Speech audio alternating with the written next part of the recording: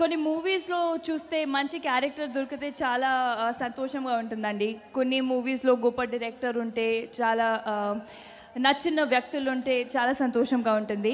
కానీ ధ్రువ ఇలాంటి స్క్రిప్ట్లో నన్ను ఒక ఎంత మంచి భాగంలో లాగా ఉన్నప్పుడు చాలా సంతోషంగా ఉంది. So I'm very happy and thankful that ఈ టీమ్ నన్ను నమ్మి అండ్ నా మీద ఎంత ఎంత ట్రస్ట్ పెట్టి నాకు ఇషిక క్యారెక్టర్ ఇచ్చారు. సో చాలా చాలా హ్యాపీ ఉన్నానండి. So thank you so much Suri sir.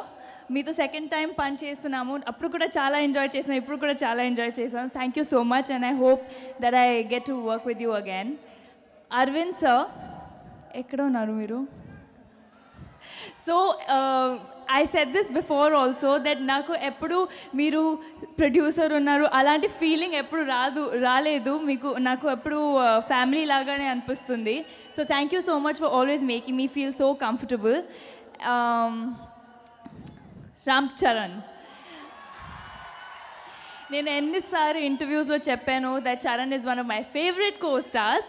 మళ్ళీ చెప్తున్నాను, ఎందుకంటే ఒక సూపర్ స్టార్ వెనక చాలామంది ఆల్రెడీ చెప్పారు, ఒక చాలా మంచి person. He's like a child at heart and such a dedicated person. And మీరు చూసారు ట్రైలర్స్లో కూడా ఎంత హార్డ్ వర్క్ పెట్టి ఆ బాడీ కోసం ఎంత హార్డ్ వర్క్ పెట్టారు. So wishing you all the best with this film. And I definitely want to say that Charan, I'm very proud of you as a co-star for selecting a film like this and making it possible for the audience to see it visually in Telugu cinema. So thank you so much for trying to bring that change. చేసుకున్నాడు, select చేసుకొని నాకు ఇచ్చాడు.